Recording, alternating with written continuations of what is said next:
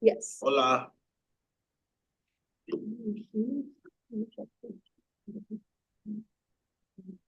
Lisa, I'm just starting everything, but I'll give you the high sign when one initial, okay? That sounds good. Thank you.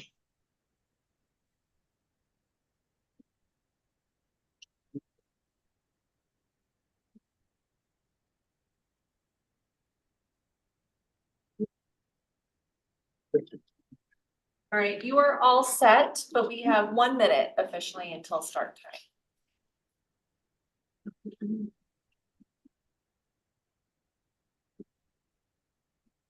So you should have the game show music going. We'll work on that one.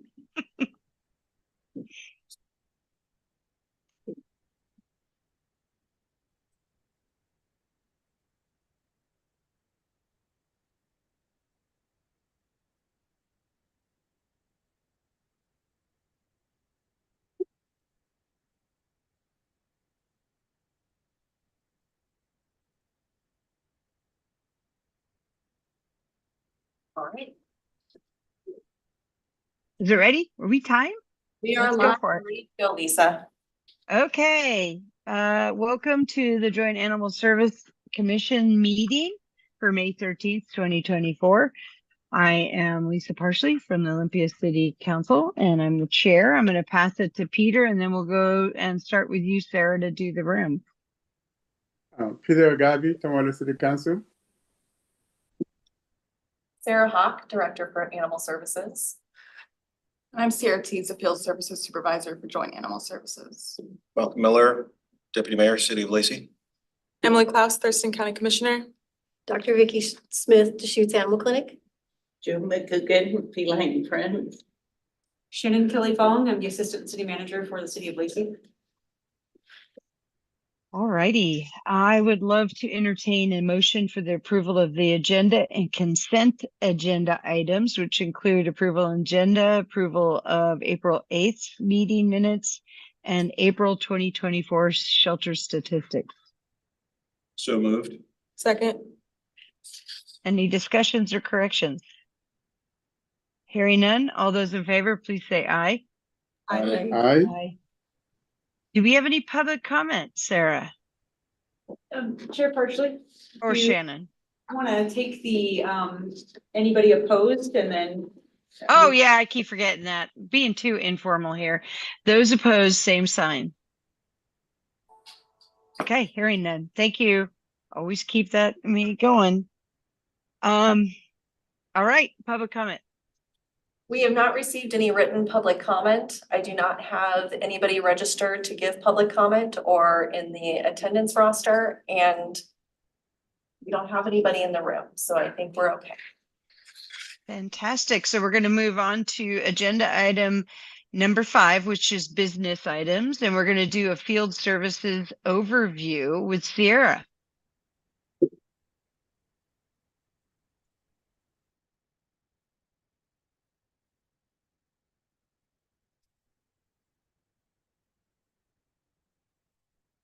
Okay, so this is for this is just for an overview for Joint Animal Services Field Unit. Click. So this is our team. So in June of 2023, the field unit began 24/7 coverage for emergency response. And since then, our field team has grown from 3 to 6 field officers. This is in thanks to Sarah Hawk and the City of Lacey for cutting down the hiring process from 6+ months to less than 3 months. And this is all of our team here, including myself, Ashlyn, Kate, Michelle, Katie, and Joseph.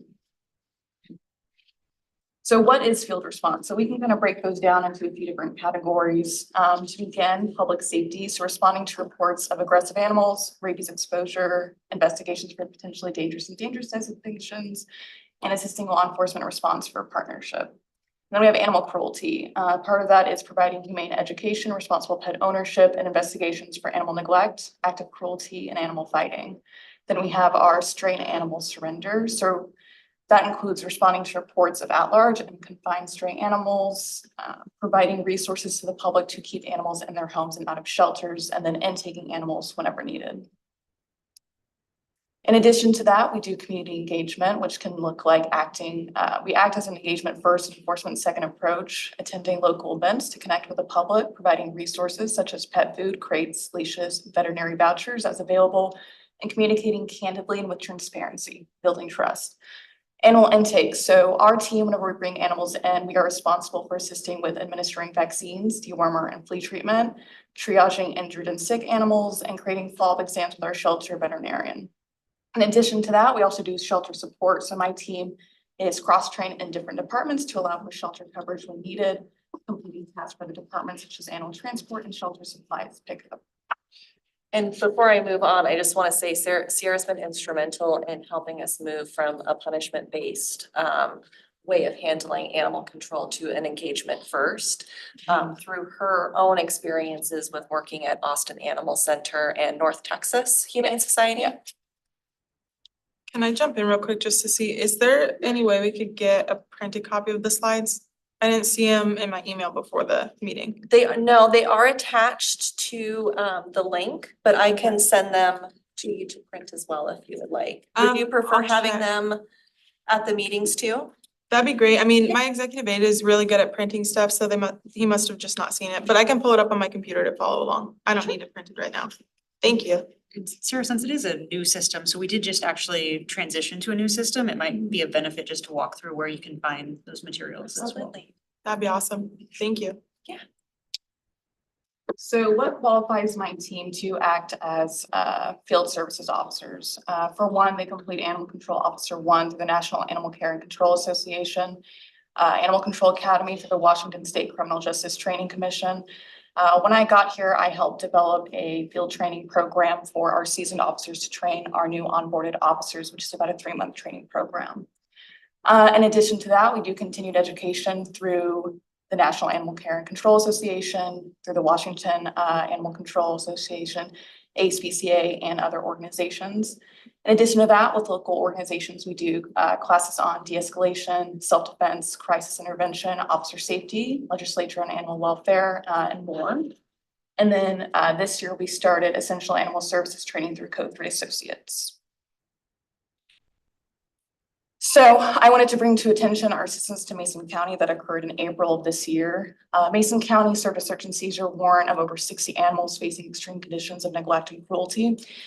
Mason County does not have an animal control unit, nor do they have an animal shelter. So they need assistance from local jurisdictions to help place animals and then also do forensic exams. That's where our team stepped in. So whenever I went on site, with the help of Sarah, we agreed to take 10 dogs on location that were deemed to be of the most critical, along with 3 dogs taken to Olympia Veterinary Services. So those 3 dogs were taken under exigent circumstances a couple days before they served the warrant. The first dog up there, his name is Eddie now, but originally we called him Dapper. He was one of those animals, along with the lab down there. Part of what we did when we did the intake was we photographed and documented all of these animals, coordinated forensic exams with our Dr. Smith here, and then compiled case information to give to the case detective. And Sierra, I just want to add, was very instrumental in being a subject matter expert on site, helping the Mason County Sheriff's Office and the detective that was in charge of the case, walking them through what they needed to do.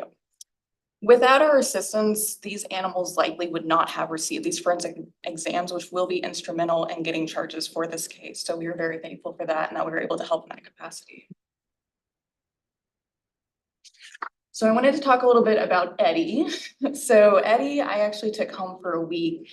He was, of course, one of the animals considered at most critical at time of intake. He had a body score, a condition score of 1. You can see visible hip bones, rib bones, spine. He was very insecure. The reason I wanted to talk about him is we have a desperate need in our community to help recruit fosters to help foster animals in this case that are experiencing this. The first night I had him, I was up until 3 in the morning because he was pacing and crying and just generally uncomfortable. And he would howl for long periods of time. partially because he's a hound type dog, but also because he for so long was used to his basic needs not being met. And so in this rehabilitation time, they need to build trust with people and have someone who is patient and an understanding and helping them get to that point where they can learn how to be a pet. So the first photo you see at the bottom left-hand corner is the first day that he came into my house. And then you see him kind of snuggling up on the couch there. So those pictures are in my home, those top two as well.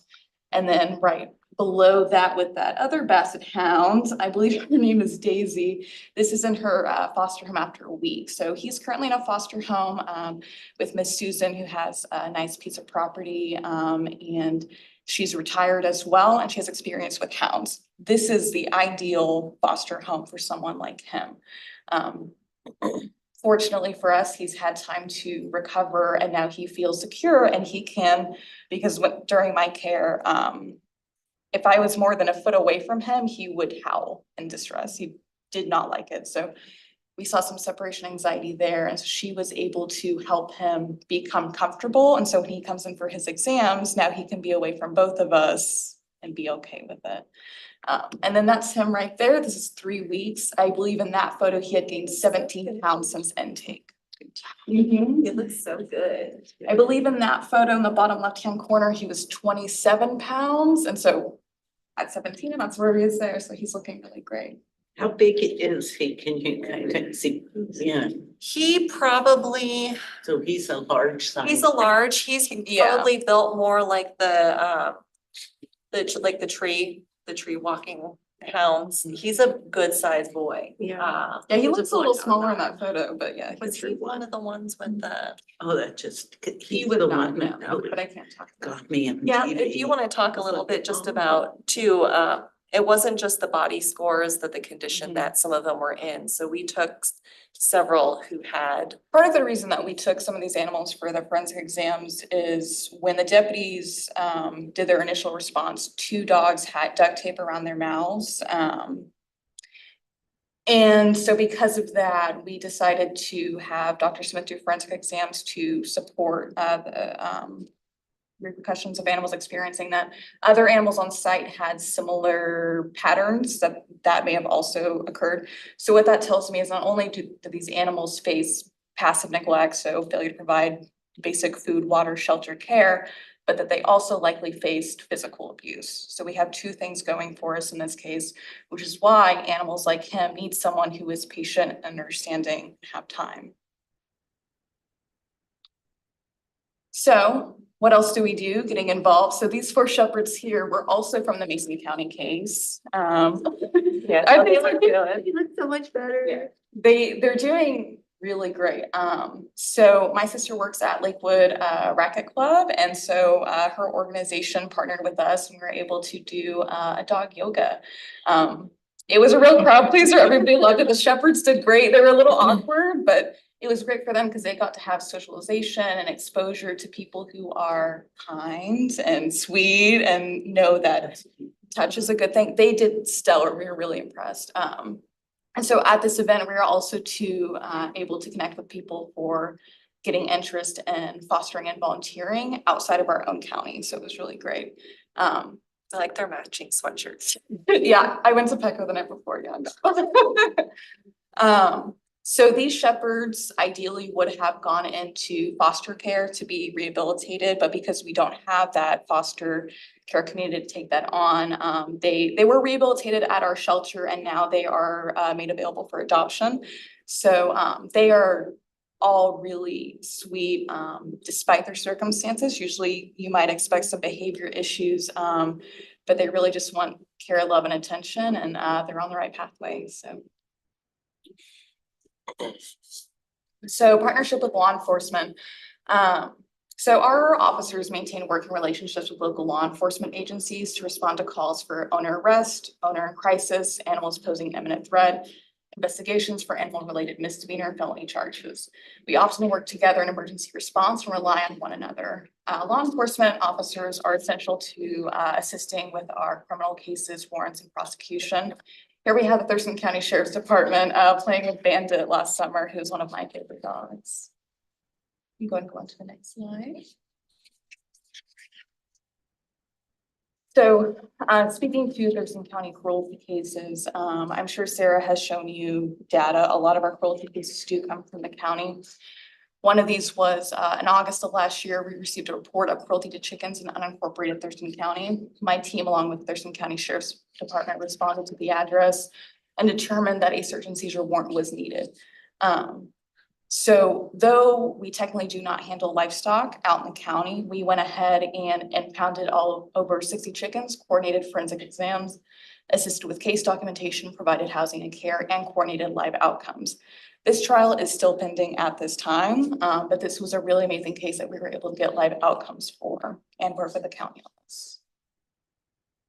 Yeah, so all these roosters actually went to homes across Washington with the help of a somewhat local up in Falls City, rooster rescue that was able to help facilitate this. Rooster rescue in Fall City. It's not always common for us to be able to get live outcomes for cases like that, so that was pretty extraordinary. That's huge for just roosters, I mean. So continuing cases in the county, so in March of this year, we received a call from Washington State Patrol. So they had raided a property the week beforehand and were surveilling the property to see if anybody would come back. And what they found was all of these animals had been abandoned. And so we contacted the Thurston County Sheriff's Department, as it is livestock in the county, and we assisted them with response. So they obtained a search and seizure warrant, and we took 18 birds on the property, including chickens, geese, and ducks. So we housed, cared for the animals with a 14-day notice. No one came forward or posted bond and petition. So the animals became our custody, and we moved forward with placement for all of these birds as well. Yeah, one of the officers from Ole PD actually adopted the geese. Geese, yeah. Cool. So this is Miss Reagan. This is another call out in the county in December of last year. We received a report of a dog left crate in an apartment without access to food and water. The complainant had a connection with the owner, and so we were able to respond in person to make contact with the owner to confirm that it indeed had been 72 hours without food, water. And so at that point, I had a conversation with the owner, and it was determined to be in the best interest for him to go ahead and surrender Reagan to us, although we did go ahead and proceed with cruelty charges for that. Reagan became a shelter favorite. We adored her, but there wasn't much interest in adoption. So for weeks she sat and no one was interested in adopting her. But then after 3 months, her original owner, who is related to the animal owner for the charges, she called me and she said that she'd been looking around for Reagan everywhere. And so I said, all right, girl, you can go ahead and head up on here. And less than 48 hours later, Reagan's mom was here and they were headed back home. Multiple states, drove across multiple states to come. With her children in the car and then turned around and did it again. And so what was really great about that is not only did we get to rescue Reagan from a bad condition, but we were able to reunite her with her family. So yeah, that's Reagan. And Reagan, she did have some, things not going for her. She was 12 years old. She had touching sensitivities as the older gals start getting, the hips, joints, all that starts aching. And she really, really, really would have preferred to be out chasing cars and dogs and people, you name it. So this was probably the best outcome for Reagan, was for her original owner to come and get her, and then they're reunited as well. So she's very happy. Yeah, we were all crying at the field team. We were very, very happy. So this is to discuss animal hoarding. So it has been in reports, I believe, at meetings before, but in April of 2023, we impounded over 140 cats from an overwhelmed caregiver evicted from her home in, again, unincorporated county. So my team had been working with this owner to slowly surrender her cats and get the existing animals fixed in the home to prevent further population of the cats. But once she was evicted, that was no longer a viable option. And so we worked with her and impounded all of those cats at that time. And so we provided medical care, housing, and live outcomes for all of these cats. I just wanted to bring to attention that overwhelmed caregivers Animal hoarding is a problem in animal sheltering and animal control across the country. It is going to continue to be a problem as they do statistically reoffend. They struggle for years with mental health, and so this is a challenge that we are going to continue to face, but it is one that our shelter must and will support every time. And so looking ahead, that's Kate. Kate is often found in a kennel with one of our dogs. So what I'm looking for our department moving forward is recruiting and training volunteers to assist with my team. So being able to assist with these cruelty cases, photo and data documentation. What we find is whenever it's just 3 of us at the field, there is a lot going on. And so being able to get them involved, I think is a great idea to help with that. And then what I was speaking to earlier, which is foster homes. So creating foster homes specifically who are interested in helping animals in cruelty cases. So this can include animals that were signed over, such as in the Mason County case, or animals that are still seized and under pending trial. Because they are special needs and they do need special resources and special people to take care of them. So I'd really like to see our community get involved with that. And then lastly, continuing education, so sending my officers to training and opportunities for professional growth, but also to better serve our community with their skills and knowledge. And then at the bottom there, assisting local agencies. So like assisting Mason County whenever they're struggling with these large scale cases and doing their investigations. And this last photo is Eddie with my girl Callie. So that's it for me. Wow. That's amazing, Sarah. I'm so glad you're with us. Fantastic. Yeah, I'm happy to be here. We're very lucky to have her. She's been with us for a little over a year now. Wow. Is there any questions from the room? Have we assisted Mason County before? I think in smaller capacities, but nothing of this size before. Is Mason County kind of like an area that maybe we should consider reaching out for services like we did with Nisqually? Are they, is that something, they might be? We have, Sierra made sure that they had all of my information to get in contact if they were interested in something like that. We also have to take in consideration the whole shelter, right? So while it might, be lucrative for us to continue to add more contracts, right? We also have to keep in mind how many animals that means, and what that looks like. So are we looking at contracting with them just specifically for field service to help in these, extenuating circumstances? Are they wanting sheltering? Because then that's different. Right. We're at max capacity as is with the current number of animals that come through our building. Right. And so those are all things to consider. But we're also always open to talking with other local jurisdictions on how to create their own. What are they looking for in terms of assistance and what it would look like, costs associated from our end. And then we can always look at if it's a good fit after that. Okay, so there's a potential for some conversation there. Yes. I think, when we're doing those assessments too, like, Sarah mentioned, we have to take into account too geographic space and resources as far as our animal field service officers and being responsive, in Thurston County. So there's a lot that needs to go into those types of conversations when we're evaluating contracts. I think, you highlighted providing services to the Nisqually Indian tribe, and that's slightly different in the fact that, geographically they are very close. Mason County, like Thurston County, is a very large county as well. Yeah, when I was thinking about it, as she was going through the presentation, my first thought was, that's way out there. Number one. Number two, like, it would really we would need some boots on the ground in that area. There's a bridge that would need to be built because we have, 3 here, field service?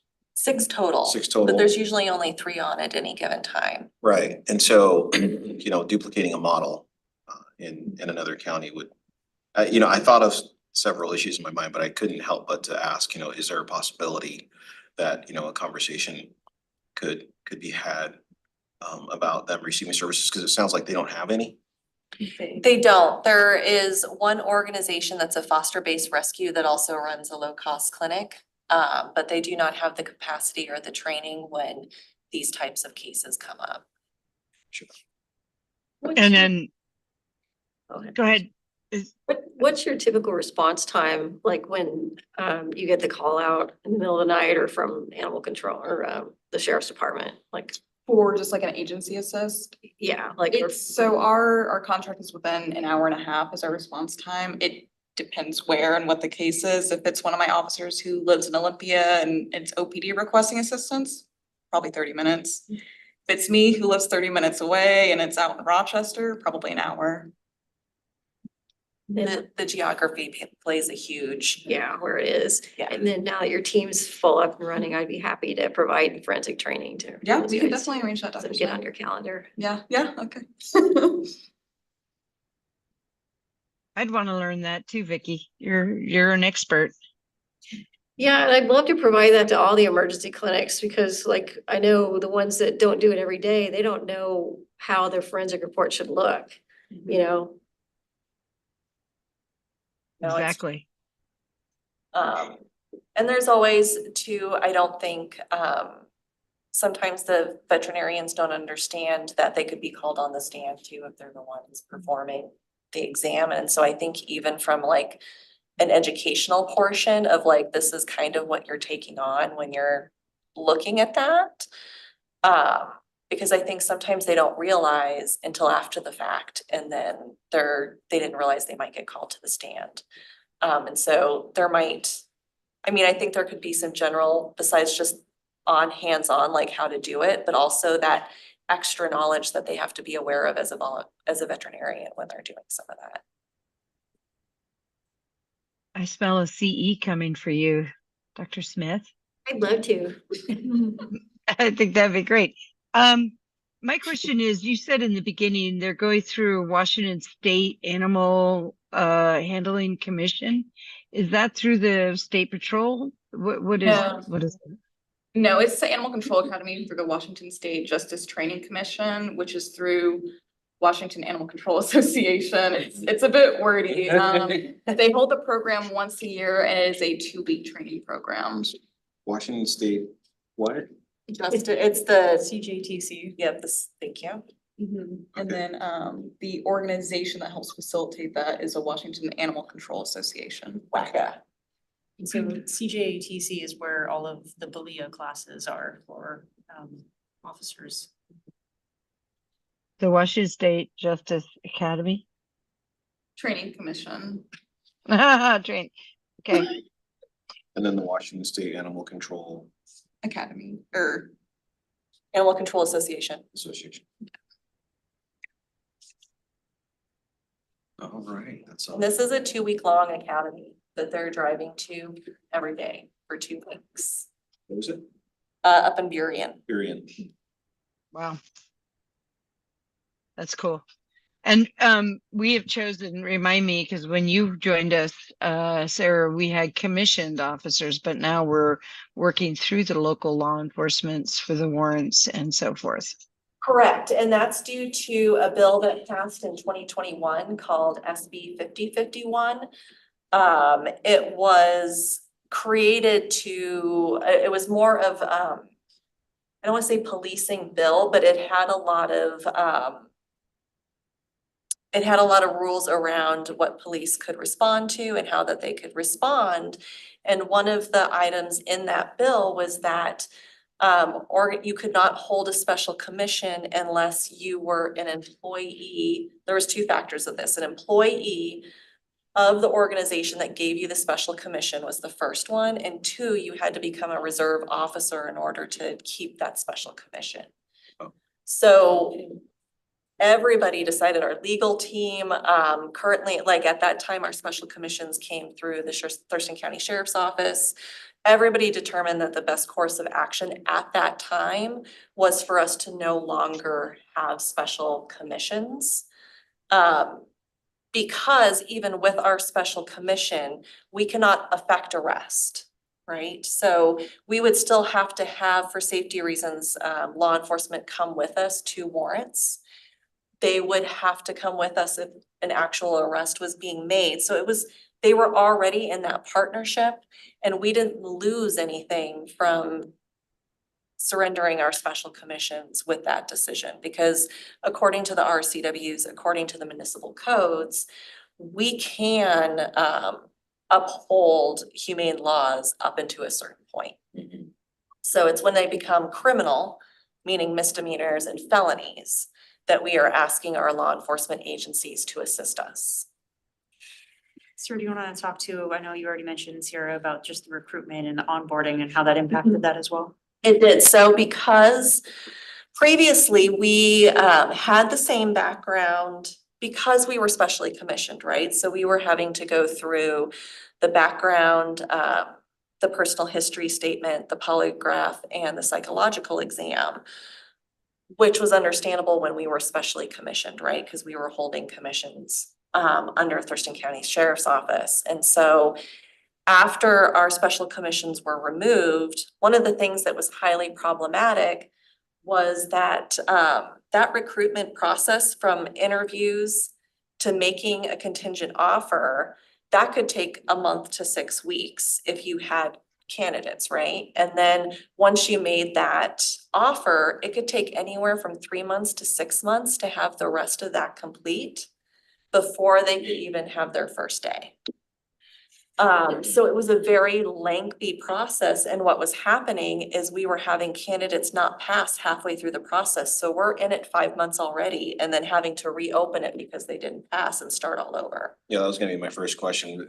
Once you've invested that much into them and they drop out or they don't make it, then what do you do? Just start over. And so HR, the City of Lacey's HR department, as well as our legal team, reviewed what the qualifications would be needed for us to do our jobs as humane law enforcement or animal control here. And did they feel that background was necessary in order for us to do our job? And so it was the recommendation of both HR and our legal team saying it was not necessary for us to go through that. We go through a background check, we go through a personal history statement, and the medical exam too. I forgot that. They also have to go through a medical exam. So it was 5 things before, it's down to 3. So that shortened our hiring process probably to a month, 6 weeks at the most, or even shorter. Once an I would offer is say made? Once an offer is made, yes. Yeah, once an offer is made, it's shortened to about a month. So then once they're on, then it's 3 months, a new officer is 3 months in training with a seasoned officer before they're released on their own. Gotcha. What was that? Can you reiterate that one more time about what the legal recommendation was? The legal recommendation was for us to not do a polygraph and to not do the psychological exam Okay, because they were not commissioned officers. okay. Thank you. Absolutely. Any Wow, other? that was. Thank you, Sarah, I remembered some of that, and that's why I asked it, and I figured if I remembered some and there was new members, it would be good for everybody to know. Any other questions? Peter? So, about the Thurston County and the sheriff deal regarding animal control personnel, what is the latest in JASCOM? I do not currently have an update for you in regards to the Thurston County Sheriff's Office and Joint Animal Services, or I should probably more in point say with really Thurston County and Joint Animal Services, because our contract isn't with TCSO. Currently, I have met with Commissioner Klaus. Shannon and I did meet the new county manager. And we invited him to come take a tour and to learn about all of our programs, and that's scheduled for June 21st. And so currently, that's the latest that I have as far as any updates. I can tell you from speaking with the captains and the supervisors of TSO that they are extremely happy with our services right now. So the deputies themselves and the supervisors and captains feel like we're being very responsive, that we are there when they call and they need us. And our last meeting, they had nothing but positive things to say and giving, examples of how we went out of our way to assist them on multiple occasions. So when you went out to Mason County, did you have to have the sheriff go with you, or did you just go with your field service officers? She went more, so we don't have authority in Mason County, but Sierra went out more as a subject matter expert to help the Mason County Sheriff's Office with what they needed to do on site for the case. And so we were there, Pierce County Animal Control was there as well to become subject matter experts. And then several other shelters were on site to pick up animals and to house them once that they were surrendered. But it was really our team that was giving the detective that was on the case, showing her how she needed to write up her case and present it to prosecution. So we are not actively working the case. We are just acting as a subject matter expert to give advice that they are free to take or not take. But we collected all of our exams and our forensic exams, thanks to Dr. Smith, and all of our reports, and we collected all of that and handed it to the detective specifically for their case. So we did our end, and we chose, knowing that we have access to Dr. Smith, we chose to take the animals that were in most need that we knew should have forensic exams, because we knew we had the ability to do it, unlike some of the other shelters. Thank you. And I just want to add, I think that this case is a testament of how animal control is integral to a community. This is my career. This is my team's career. We are trained and we're skilled and have knowledge in this area. This is important work for us. So it is really important that our county maintains animal control response. We are expert matters on this case. So one, it's really impressive, but I was also thinking, because I've done quite a few years as an emergency vet, what are you doing for mental health for your staff? Because seeing some of this, and I have seen it, can be really hard on the heart. Well, I mean, the city has a great benefits for counseling, to my understanding. I have an open door policy for my staff. My team, including other shelter staff, do come to me on a daily basis to discuss their cases or how they're feeling about things. And I do encourage them to go to counseling. That's what we have our benefits for, is for that purpose. It is hard, especially, I would say the last couple of months we have had a spike in cruelty cases. So it has been really hard on my team, but they know that they can come to me. They also know that if they need mental health days, they can absolutely take those. Especially when we are dealing with euthanasias in addition to our cases as well. Yeah. That's one of the reasons why every single staff member at the shelter is actually certified in euthanasia by injection, so that it doesn't fall on like one or two individuals. The burden can be rotated. We highly, highly encourage people to take their PTO, to take time off, and to also communicate with us when maybe they're at a point that they can't, go out into the field that day or be the person that's taking animals into the shelter that day. If they communicate that they need a break, we work really hard to make sure that they can rotate into a different department for a break. We also do different things, like currently we even are starting dog play groups. So that's what, 3 times a week now? Yeah, Or I think so, yeah. it's like 2 times and then 3 times. It's like every other Saturday. And so sometimes one of the best medicine is to also spend time with the animals that you're caring for, right? To remember while you're there. And Which is so. why you see Kate in dog kennels, hanging out with the animals. And so they've been participating in helping with dog play groups, watching, our shelter dogs actually run and play and have fun. We rotate them out to go to community events so that they can see how the community appreciates their services and what they do. Because people, when you're out and about and you have your booth, people are coming up and they're thanking you for what you do. So we think that that's really important as well. That's excellent. Sarah's also done a good job too of being intentional with some trainings as well. So Sarah, do you want to talk about that?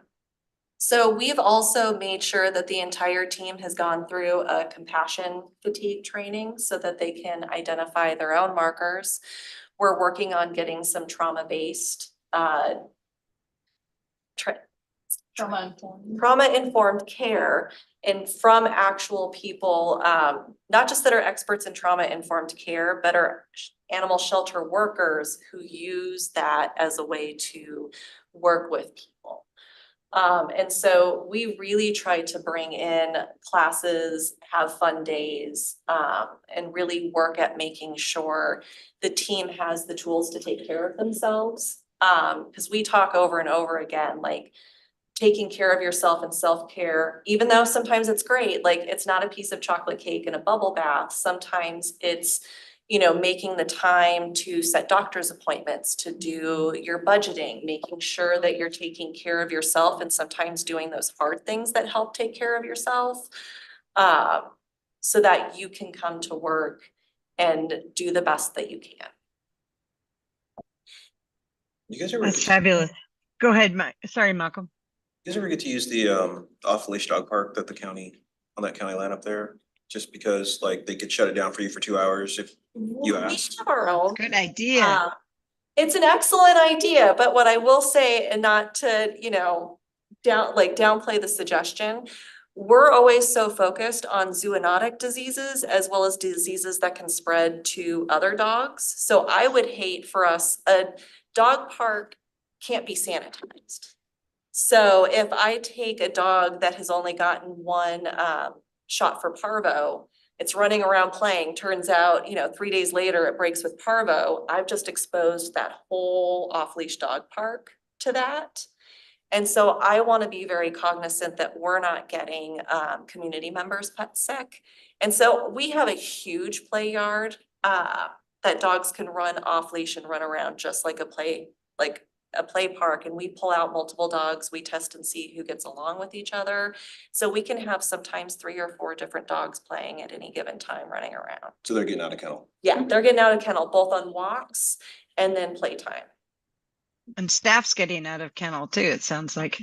Exactly. I want to come do that.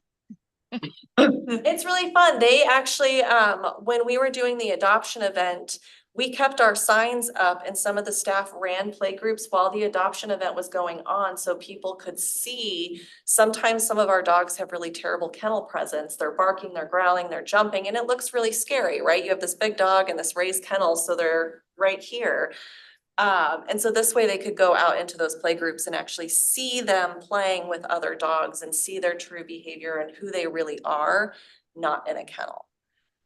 And we've invited different volunteers to attend. And so it is something that you can come and observe, Lisa, if you would like. Yeah, just come watch dogs play. There's nothing. Oh, anyway, once again, I'm impressed, Sarah and Sarah, both of you. I'm very proud of the Joint Animal Service for Thurston County. If there's nothing else, we'll move on to the 5B. Is there some? Oh, sorry, Emily. Go That's ahead. okay. I was waiting till the end because I have a couple. Let's see. Okay, so I think we kind of touched on this a little bit. I wrote down that I was gonna ask for a little bit more info regarding like the relationship between Joint Animal Services and law enforcement, but I think after I wrote that down, we talked about it a little bit. And then earlier today, the Board of County Commissioners had a work session where I asked my seatmates if they had any questions they wanted me to bring to today's meeting. And one question, which I don't know if we want to talk about it here, or if it's like an offline discussion, but one of my seatmates suggested if we're going to be talking about Thurston County Sheriff's Office, would JASCOM be interested in having a representative from TCSO attend the meeting?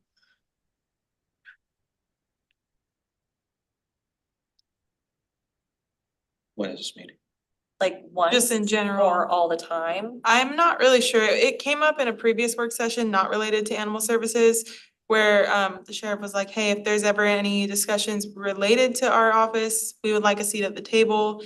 But it was in relation to something completely different. And then a seatmate of mine was like, can you please ask JASCOM if this is something that they would entertain? And I was like, I'll bring the question, but I know that's probably part of a larger discussion, especially we're about to get to a conversation about space needs analysis, and I know the county's role in that is complex, so it might just be something to table for later, but I said I would bring the question forward, so I've brought it forward, and I know that's a bigger conversation, so maybe something to talk about later. I would say yes, it's something to talk about more extensively later. I would also say that if we make that offer to the sheriff, then we should be making the offer to all the chiefs of police as well.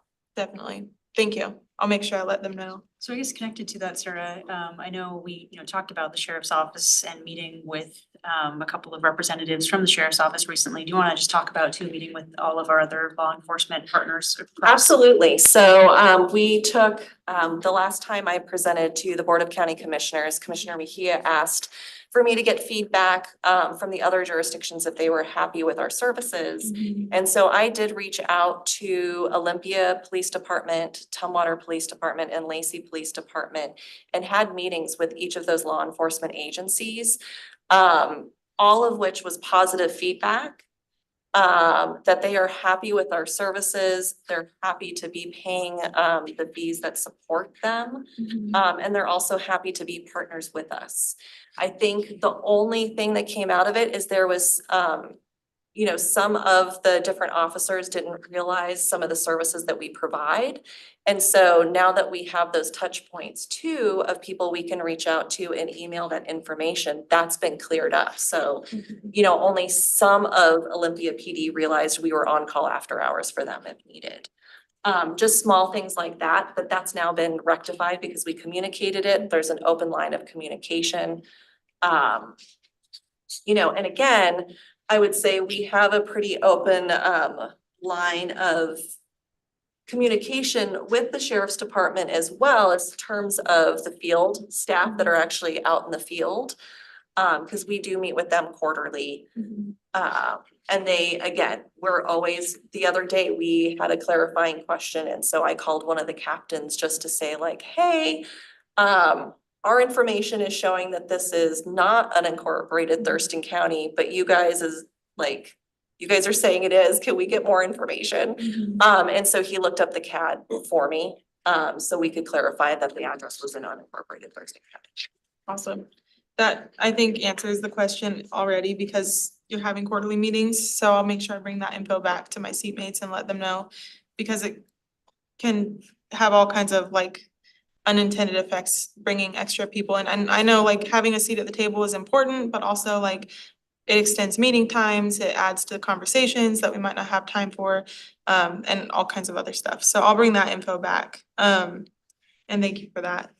And then let's see, you kind of touched on something that leads into my next question about the needs, the field service needs of the incorporated jurisdictions versus unincorporated Thurston County.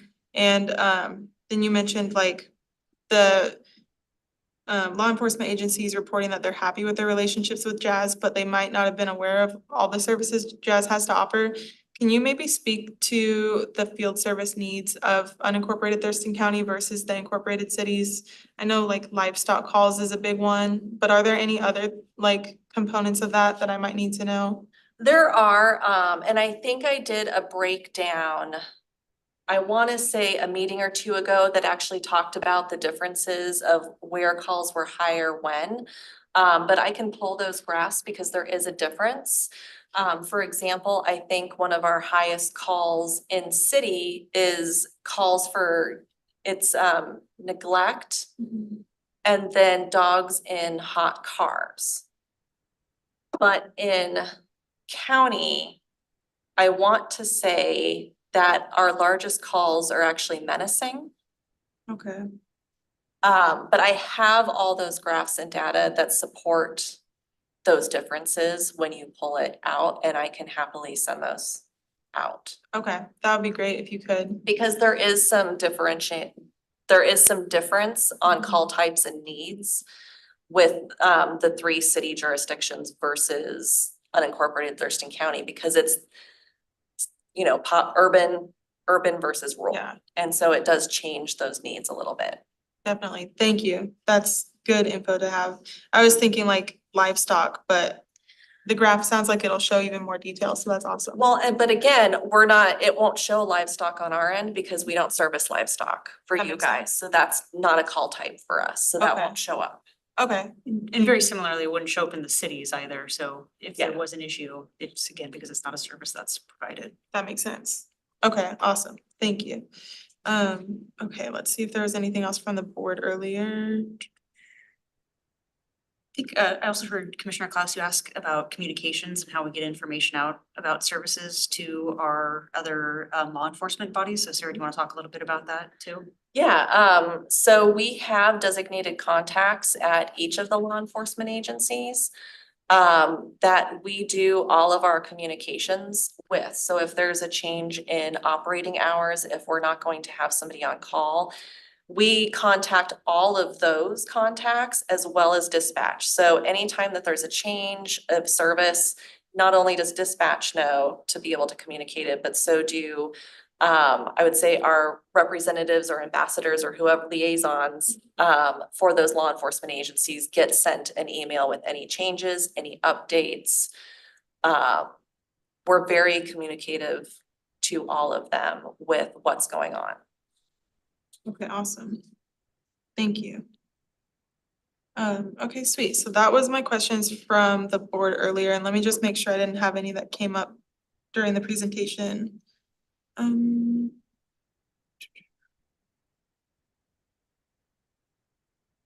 Yeah, I remember when we were talking, when you were giving those stats, when we were talking about how the T-COM system now transfers the calls over so that Correct. nothing gets dropped. And nobody has to I mean- hang up and call back. Correct. I mean, I would still say it's, you know, it's human error, right? Because we're working with humans and not robots. So even though you transfer a button, I think sometimes some people aren't gonna wait, they're whatever. So like, I don't think we're gonna always get 100% of those calls, but it is slowly reducing every time. Yeah. So like the last 3 months, there was only 12 calls we didn't get from JASCOM. So first quarter, there was only 12. And when I share that information with people, because they, you know, if I get in those T-COM conversations, JASCOM always comes up, and now that the calls are being transferred, and the system is more efficient, it seems like people are much happier with that. Agreed. Did you find your other questions? I was wondering, so I liked the anecdotes that you all included in the presentation about like different stories. I think that that's really important. It kind of sheds light on like the actual human aspect of it, where it's like, these are some engagements that we're having that are actually making a difference rather than just bullet points or statistics. And I think that's really powerful. I was wondering, like, there were a couple examples where it seems like you're able to operate above and beyond your normal scope to assist, whether it's like law enforcement or Mason County. And I was wondering, how often do you have the capacity to operate outside of your scope and assist in situations where you might not normally? The answer is going to be, it depends, to be honest. It really, it depends on where the location is, what's going on, what our, not just staffing capacity is, but what our animal capacity is at the time. Like, all of those are factors that we're taking into consideration. Sometimes we will, in order to get more information, like for example, Sierra was our fact-seeking, more information person for that. We sent Sierra out to go get an idea of what the situation was. And then she could report back saying, you know, this is what's going on, this is how many animals, and give me a recap. And what's really great about, I'm always an advocate for having animal control that's housed inside of a shelter. Because of this situation specifically, Sierra could call and say, this is the situation, and she could call me directly and we could talk about what the needs of that case, even though it's outside. The 157 cats too, the hoarding case is another one where because we're all housed together, we're able to communicate more efficiently and come up with a plan rather than having an animal control officer that's housed in a different department just show up with 10 dogs and we have nowhere for them to go because we didn't know they were coming. This way, we actually have a heads up, we have a plan already made before she runs the warrant, and that's part of it, right? Like, she goes out, she assesses, before we even run a warrant, it is, what's the plan? Unless it's emergent, right? Like, unless it's, I have to take these dogs now because, you know, otherwise it's life-threatening, we come up with a plan. And then it's like we're executing the warrant the following day because now we've had enough time to shift and find housing, to line up a veterinarian, to do all the things that we need to do internally to be able to have that run as smoothly as it does. And it's because we're a well-oiled machine and because we can make those decisions spur of the moment. Like Sierra knows she can call me at 2 a.m. and be like, here's what I just went out on. What do we have the capacity to take? And that's both in county and out of county. So the answer is it really depends. Okay. I did want to add, one of the agencies that also assisted at Mason County, they were unable to do that because they do not operate within their shelter. So they could not call their director and get approval to take animals in, whereas I could. And the Yeah. answer was yes. Yeah, That's because awesome. Pierce County operates separate of their shelter that they contract with. And so they could not on site call and get that immediate permission to go ahead and pull dogs because of that. Okay. I was gonna ask if you were talking about Pierce County, because I wrote down that they were there too, but that's really cool that you all were able to help with that. Scary to think about what might have happened if you weren't there. I would guess that a lot of the animals needing those forensic exams and getting that critical care likely would not have. Yeah. Well, it's a good thing you were there. I'm thankful that I have a boss who supports me. Yeah. Staying outside of our scope. I think that might have been it. Let me just triple check. Yeah, that was all I had. Thank you. I'm glad you raised, I could see your hand. I keep promising I'm going to be there in person, and then city puts a meeting in at 4 p.m. No, those are good questions, Emily. Thank you. Appreciate that. Sierra, if I Any could ask more? One Oh, no, question sorry. really quickly, Chair, and I think it just goes back to maybe explaining to somebody who might be listening online, when we're talking about community engagement and you mentioned doing engagement first and then enforcement second. Can you walk us through that model? Yeah, so when we're talking about engagement first, whenever I'm responding to a case, so if we're talking about a dog who is habitually at large, a dog who breaks up the fence and is menacing, an animal owner who is not adequately providing the appropriate care for their animal, our first response is going to be, how can I help you get into compliance? What resources can I offer you? What education materials can I offer you? And we find that when people are presented with the opportunity to fix the problem, then we don't see repeat offenders.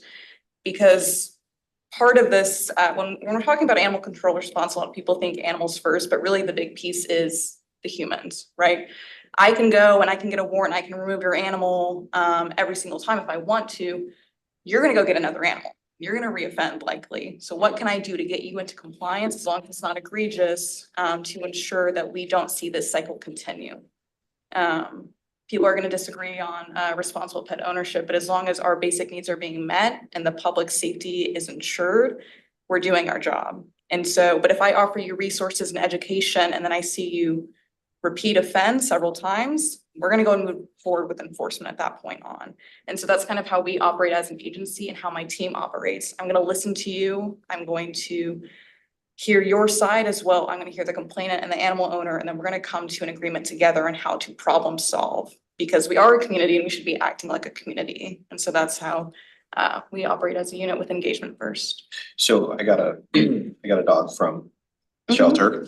And I didn't know he was an escape artist, and like there was an inspection of my property before I could, adopt him. And he went and searched the entire perimeter of the property, finding weaknesses, and then he executed his plan. Yeah. So I don't know how many times I had to reinforce and, and replace boards or whatever the case may be. And then he was, he would, if he found a weak board, he'd bite it until it got removed and then gone, so, but, so, I had to buy new wood and do all these different things, but I think it was kind of like the fear of enforcement. Once he made it to the middle school down the street, right, I was like, oh, that's it, what, we're just all new boards. And so, I couldn't have known until he got there that, I had weaknesses in my perimeter. He definitely exposed all my weaknesses.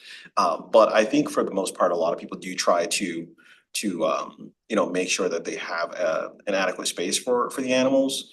But it doesn't always work, and we all know that. Otherwise, we probably half the dogs that come in probably wouldn't even be in. It's true. Yeah. We sometimes have to have B, C, D, and E plans set up as well, because you don't know, right? Like you don't know that the dog that you adopt, or sometimes for those who even purchased their pets, like you don't know that they're gonna become like a massive escape artist until it happens. And then even then it's like, all right, if I can't take them into my backyard, then what's my next option? And that's part of what we're trying to do too, right? Like, so it's like, well, I don't have the money to build a fence. All right, well, let's talk about what some of your options would be to help you keep your dog on your property. With the idea being, we're coming out to help engage and solve the problem because we don't want to come back. And not because we don't want to do our job. We want to ensure that both human and animal needs are met when we go out the first time. Because that's also just, a waste of resources, right? If we're going continually out over and over and over again to the same house, then that's costing our team money too. So we would much rather go out and solve the issue without ever having to write a citation. But the citation component is there, when necessary. For like the people who were like, nope, not gonna bother keeping my dog on my property, sorry. Unfortunately, he had the chip, so they were able to identify. Scan them and bring them back. Yeah. And that's something else that my team does, and that's also engagement first, which is returning animals in the field. So if I see your dog at large, I'm gonna scan them, and if I don't find a chip, I'm probably gonna go knock on some of your neighbors' doors. You know where this dog lives? Because I don't want your animal to come to the shelter if I can prevent it. And so that is a step that I encourage my officers to do as well. This is another advantage to officers working within an animal shelter and understanding what's going on in your shelter and in your community. That way you can better service your community. Good discussion. I like it. We should do this this field service overview like 2 times a year, because I think a lot of good questions are generated and the public gets to hear this.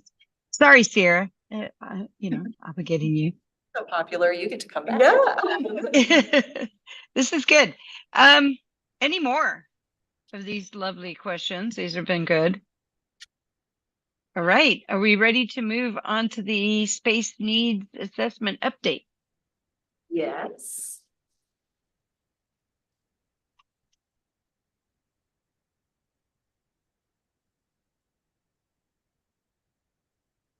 All right, so most of this information should be familiar because Animal Arts did speak on this the last meeting when they were here. But I want to just bring it up for your attention for some discussion because what we will be asking after this is for you guys to go back to your jurisdictions to have this discussion with them as well.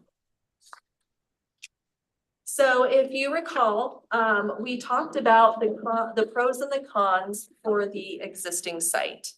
Cons being safety issues, limited room for development, wetland and buffer zone, portion is a flood zone. Public transit is hard to access, there's one point that's across the street with the other point being on the other. And so there's no crosswalk or any easy way to actually get over to us.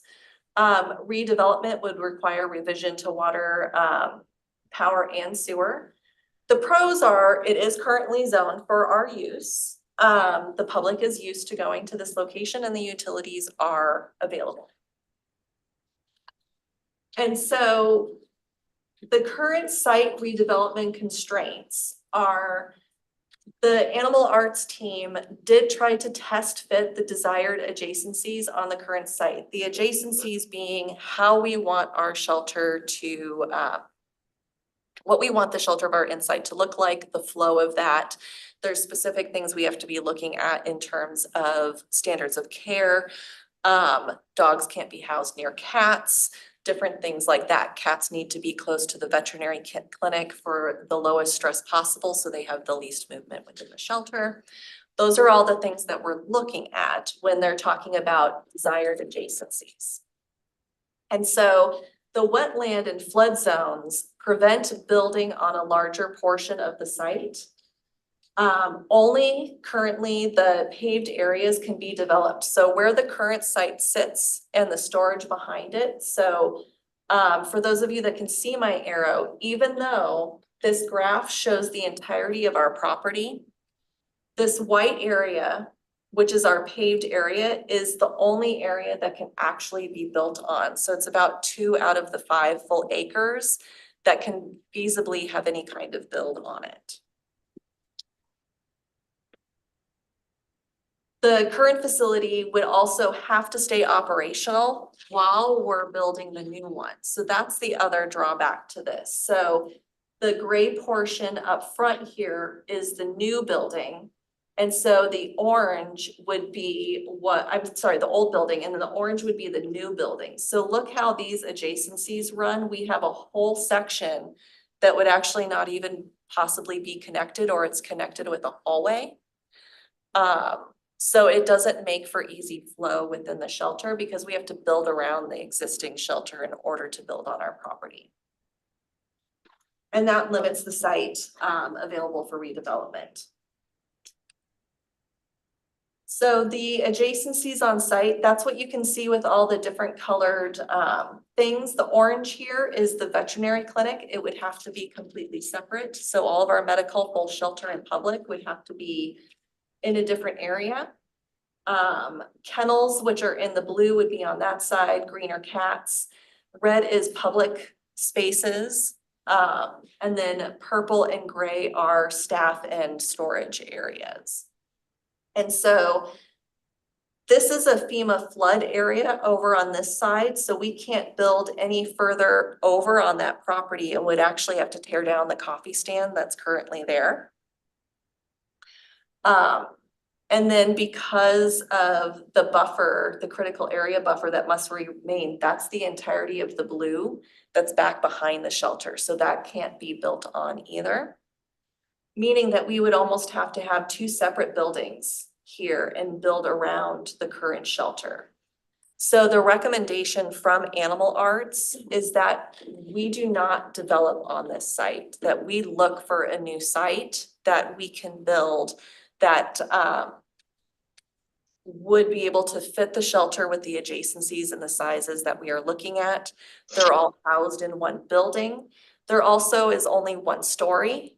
There's extra costs to going up, quite a bit extra costs to go up if we needed to. And so that is their current recommendation that they are making, which is why we're bringing it to the commission tonight.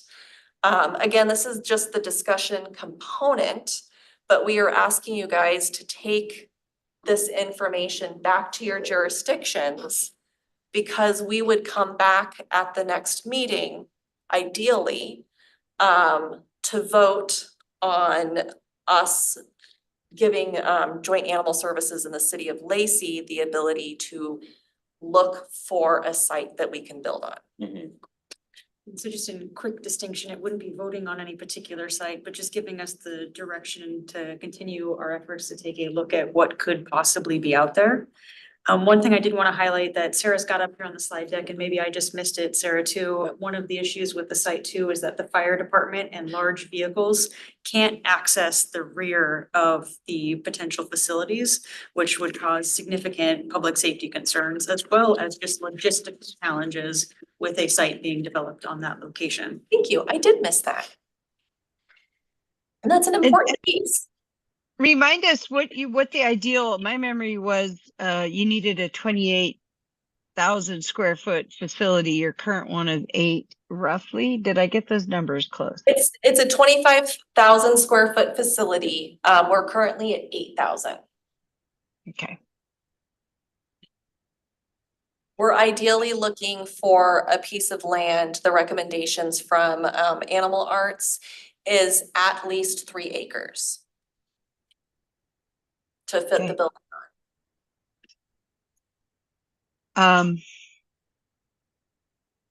Okay. Is there any discussion? So, Oh, go ahead. no, you go. Just like a procedural question, so you mentioned like the next meeting, the goal is to give the authorization to continue looking at what else is out there. Do we have to bring this back to our jurisdictions, or can we as a commission vote to continue looking for what's out there? So I think it's more of a conversation and awareness that we've gone through the steps, we've brought on a consultant, they've reviewed this site and they really said, hey, if you're gonna look at the site as a potential, there's a lot of limitations. And it's likely that you're gonna either have to separate your facility or build upwards, which will drive and increase costs. And we think there might be better options out there. And as part of their next phase of this contract, they're gonna start to take a look at what properties could be and doing some designs. And so really it's kind of at the juncture where we need to get some direction. Doesn't need to be necessarily, an official action, a vote or anything like that. We need some direction as far as fulfilling the second part of this contract, the next phase of what we should be looking at for the civil design and getting some more input and feasibility for what could be the next site. And I think some of that is also interest in all the jurisdictions continuing with this effort, because that will depend on everybody's participation, the size of the site, the size of the building, and where we go from here.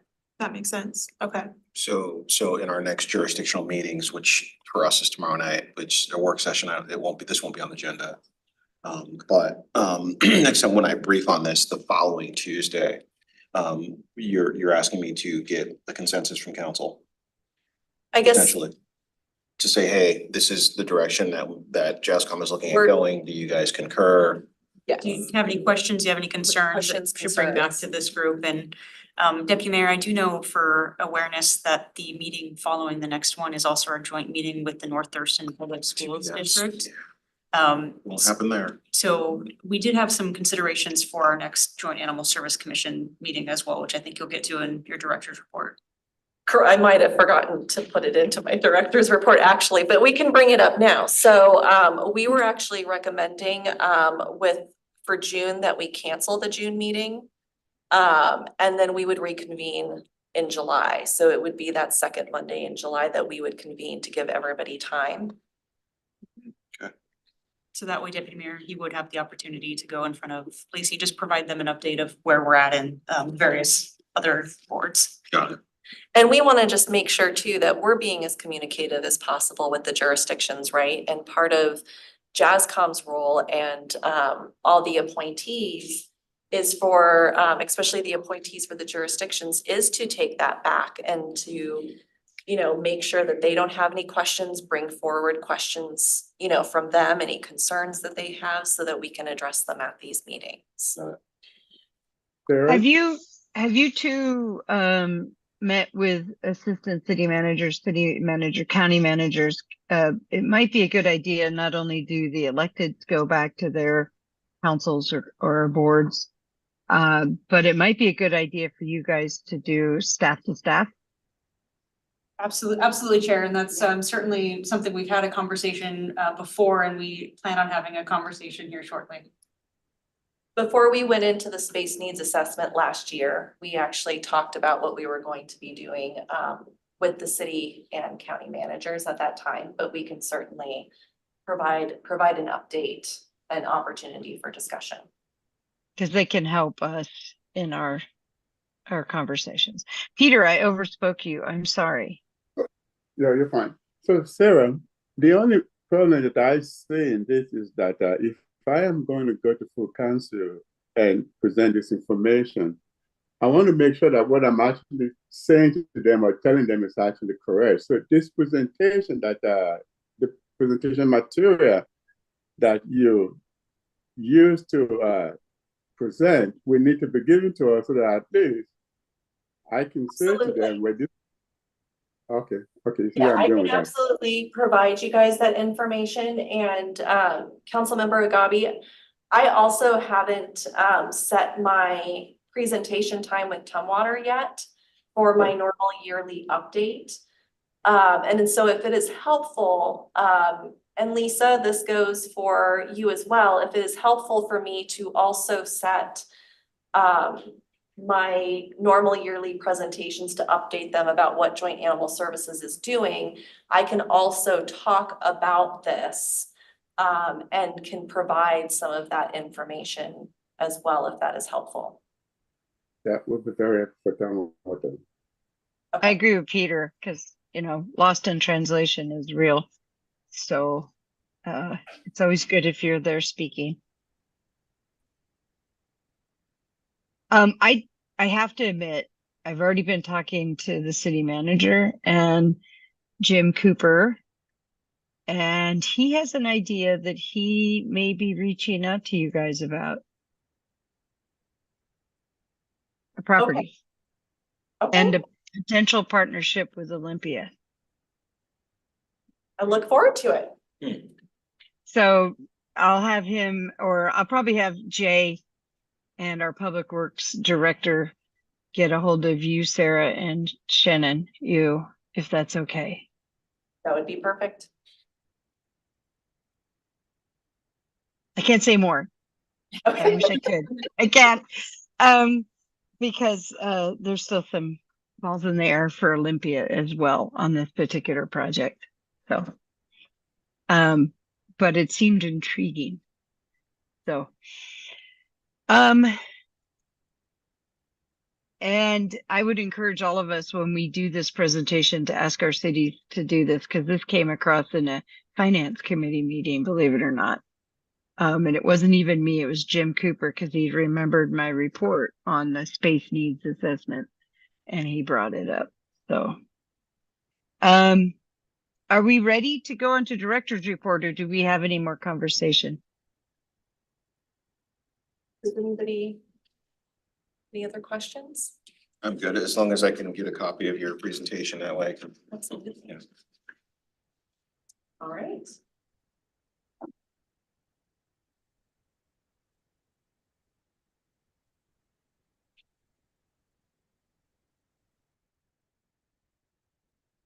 There we go.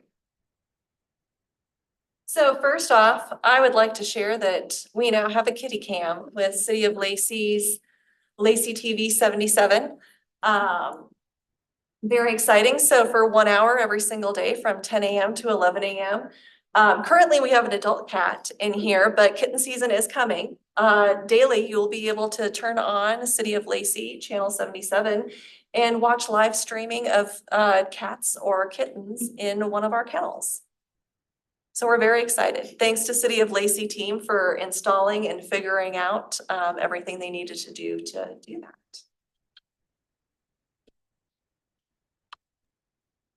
We've also updated our operating hours. So normally, due to staffing constraints, we were closing at 4:30 on Saturdays, which is an hour earlier than every other day that we're open. And so now we are open 9:30 a.m. to 5:30 p.m. 5 days a week, Tuesday through Saturday. So we've extended that extra hour, made some adjustments to schedules so that we can accommodate and be open longer on Saturdays. We had a couple of great events. One of them was with the Circuit Climbing Gym.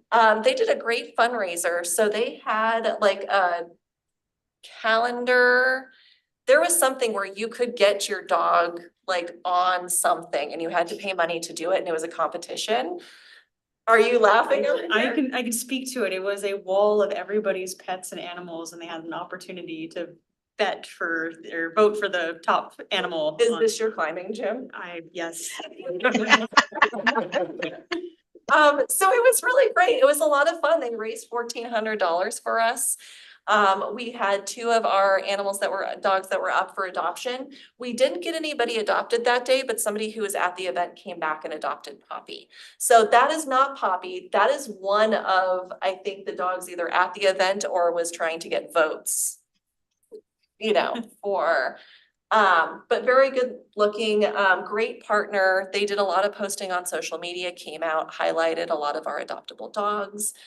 So it was a really fun event. We, of course, then, Sierra did talk about the Lakewood yoga event. So here's another picture of them running around getting, there's some other photos too. It's real cute. They're doing yoga poses and reaching over and like patting the dogs like while they're posing with yoga. It's really cute. So that was a really fun event, and just again, bringing awareness to what our needs are, fostering, volunteering, not just adoption. We had our Bissell Empty the Shelter event. So we held it on Friday and Saturday. All animals were $25, and we had 23 pets adopted on Friday and Saturday, 10 cats, 11 dogs, and 2 ferrets. And so this is a nationwide event. The Bissell Foundation actually sponsors a portion of the adoption fee so that they are reduced fees. Nobody participating in this event can charge over $50 for an adoption fee during this. So we were one of over 400 shelters participating and only one of 4 in Washington State. Hold on. These going on socials or has it, Yeah, we posted this on social media. do we share socials or repost any? We have not reposted any of these, but we have in the past reposted Joint Animal Services posts. The City of Lacey regularly, I see this stuff shared from us. Yeah. They even gave us a shout out, Lacey PD did, on National Animal Care and Control Week, so. We were also at Pause for a Cause. I know this event is very near and dear to our Chair Parsley's heart. And so we were out there giving information, spay neuter applications, pet first aid pamphlets, and fun animal stickers for everybody. So that was a really fun event that we got to meet a bunch of different people and organizations. It was also, it's adorable, like Stormtrooper holding a cat, so. Great photo. We raised $23,000 that day for cancer. Excellent. Congratulations. It's a really great event.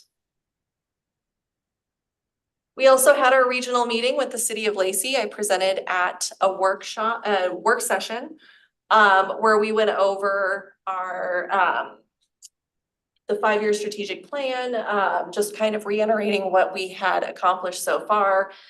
All of our accomplishments and outcomes in 2023. We shared our end of year statistics, discussed the positive impact of programming on animals and staff, talked about the completion of our new surgery suite and medical department, and updated the City of Lacey on future goals for 2024. As they align with the strategic plan, including a portion we talked about the space needs assessment. And the dog featured here, Brave, is from the Mason County case. She was actually one of the dogs that was found with duct tape around her muzzle. And so she just came back from foster, had her spay surgery, and I believe she's up for adoption or getting ready to be put up for adoption. Yes, she will be made for adoption very soon. Did she put some weight on too? She has, yeah. She did. She's also become a shelter favorite. She's a good girl. Yeah, she's a very good girl. The staff named her Brave, because she was being very brave. It was a very, very scary place. She was very shy.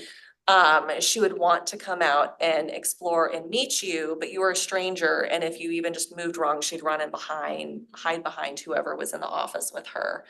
And so she's being very brave, and that's how she got her name. What's the average recovery time for spay neuter? For our surgeon, we give pain meds for 3 days. Technically, for total sutures to be sealed, it's 10 days we recommend, but we usually post our animals up for adoption the following day. So they're good to go the day after surgery usually, unless there's some sort of complication that we want to monitor, but that's very minimum because high volume, high quality spay neuter is just that. That's what these veterinarians are trained to do. So there's usually very little complications that end up happening when we're doing these. Pretty short recovery time. Yeah, very short. In this picture, is this pre or post? Hmm? Is this pre or post? Post. Post. So this was a photo of her in her foster home. Days, weeks? She was there for 2 weeks. Sounds right. 2 weeks. I think this was about a weekend. So it takes them a little bit to settle, and then they still have some weird quirks sometimes. Dapper, her hound, was struggling. I wouldn't say food aggression. He just didn't want anybody touching his food, which understandable, right? Like he was starving. So just kind of those quirks of making sure they have their space. And so we were lucky enough to have a foster who could give Brave her space and let her be brave. And our happy tales for this meeting. It was a cute little guy that we named Gizmo. And so he was adopted into a lovely little family, and he is in love with their son. They sent us so many photos with him cuddled up to him, reading books, sitting in his lap. Here he's snuggled up against him watching TV. They take him on trips. And they just wanted to make sure that we knew how wonderful he was doing and what a great addition he was to the family. So we love getting these.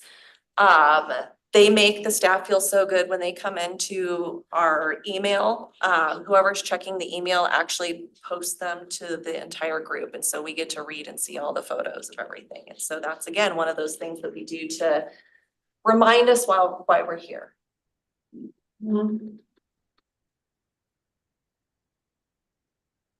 I love the happy tales part of it. Not that the rest isn't good, Sarah, but If we Mike? can't, maybe we'll need an emailed version of a Happy Tales. I can still email you guys a happy tales regardless.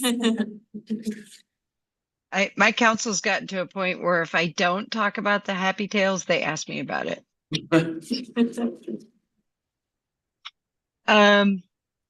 Any questions for Sarah on her report? Go for it, Emily. One question, it's actually going back to the space needs assessment. I meant to ask, do we have a cost estimate of developing on the current site, or would that be a part of the next phase? That would be a part of the next phase. They will not build out cost projections on something like that until they know like what the size of the building, the property, all of that looks like, because that's when they can kind of build out estimated costs for all the supplies and stuff. So we don't have that Okay, solid estimation yet. cool. Thank you. Yeah. Anybody else? I do want to say I did forget to put in my director's report. We got another grant from the Dulciani Halloran Foundation for $15,000 to buy us medical equipment for our medical area department. So she's specifically buying us, just to name a couple of the things, she's buying us some incubators for our neonate kittens, and they're also buying us a handheld ultrasound in lieu of, since we can't necessarily fit a X-ray machine in our building anywhere. We have, they're gonna be purchasing us a handheld ultrasound so we can still at least check for internal bleeding and some different items before surgery. So we're very excited for that. And where these dollars come from? The Dulciani Halloran Foundation. Sarah, do you want to provide a little information about what they funded previously? Absolutely. So the Dulciani Halloran Foundation has been an avid supporter of us for many years. Over the years, they have provided things such as vouchers for low-cost veterinary care for the public, but most recently, they gave us initially $55,000 to complete our medical suite and purchase dental equipment.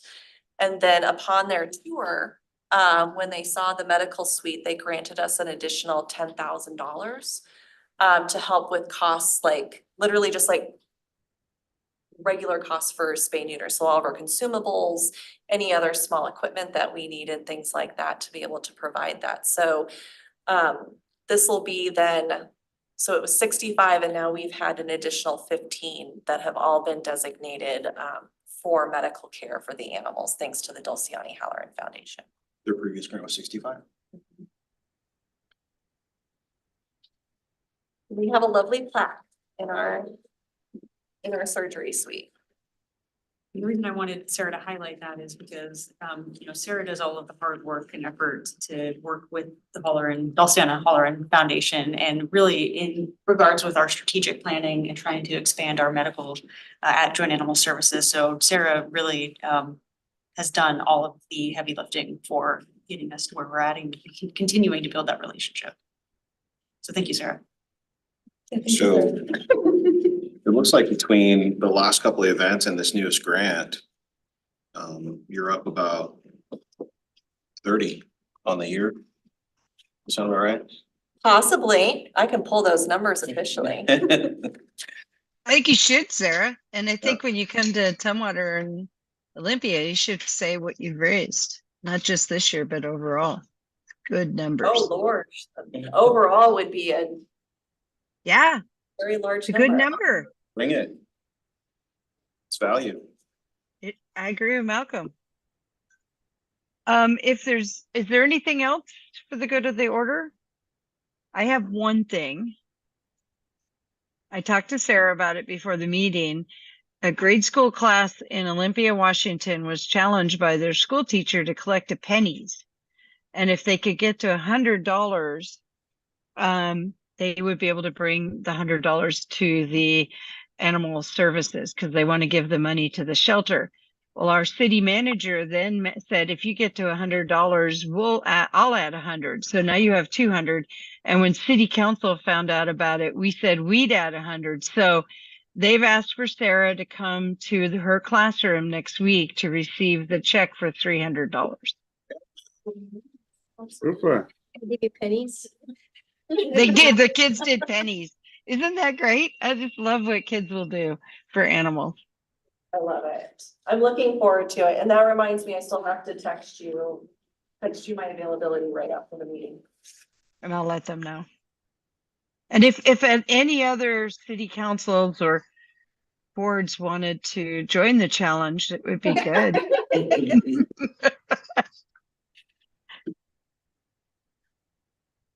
Okay. Think about it. We have When do we have until to do next that week. by? Next week? Okay, cool. Yeah. Tell them that Olympia did it, kind of the red flag. Yeah. I'm still wanting Okay. to. Still wanting to the port in on this land search should, the Olympia, just kind of, I know that they're the largest landowner in the county and they may very well have something, I don't know, but Right? just involving them could be helpful. And I agree. I know we don't want to go too far out. I mean, like how far out are we? Is Yelm too We far? want, Yelm's too yeah, far. we want 15 minutes from City of Lacey limit. Okay. At furthest. All right. And Deputy Mayor, just to provide a little bit more information on that, and we did have a presentation that we can send you on that, is we took a look at, number one, population centers and access and how many people you could be within 15 minutes versus other locations. Yeah, I remember the heat map. Yep, and then the second part of that is the logistics with, it being a City of Lacey facility and City of Lacey staff, and it being spread out elsewhere, far places in the county could present a significant logistical challenge. Yeah, I remember not wanting it, not too far, but I'm also, eventually we're gonna wanna kind of entertain the thought of livestock. I know that's a hot button, but in my mind, I'm trying to, balance those two things. I don't necessarily, and that might be a larger discussion for JASCOM as far as a policy and changing of the interlocal agreement to encompass livestock. But at this point, I don't necessarily know that, it's JASCOM's will to entertain livestock necessarily in that sense. Gotcha. I know. And, just to build off of what Sarah was saying, I think that would have to be a discussion and that would require us taking a look at the interlocal agreement. It also require us to do a significant diligence and research on what the cost of providing livestock would be and risks associated with providing livestock and then the logistics of providing those services, not just on site, but elsewhere throughout the county. Yeah, and that's talking about, is like, man, if we do go down this road, this 5 acres is not. Because right now, the thought is five will get it done. Yes. But even entertaining such a thing. 2 to 4. 2 to 4 is probably more reasonable, like way over in the love, not the must have kind of thing is Right. 5 acres, but like the need is 2 to 4. And so just to, go back to the example of our current site, so that buildable portion is about 2 See you acres. guys later. Oh, Could fit, but it just logistically has a number of challenges with how it would fit on that site, but that's because of that site very specifically with, the FEMA flood zone on it, the wetland buffer areas, and how we could only impact what was already asphalted or impacted land. And so 2 acres under the right circumstances could meet the need potentially depending on the layout. okay, well, I just wanted to bring those. It's good. Malcolm, always bring ideas. You never know, right? It's one of those might just hit it right out of the park, right? And I like the idea of looking at the port. You're absolutely right. They have a lot of land. So I think we should not talk to them. Any other conversations? Okay, you guys, we'll see you in July, right? Can you send out July. a new calendar invite and so forth Yes. for those? Thank you. I will cancel June's, and make sure to update the July. Thank you. Are we Item- adjourned? Meeting's adjourned. Yes, sorry. Okay. Thank you, Chair. Thank you. You guys.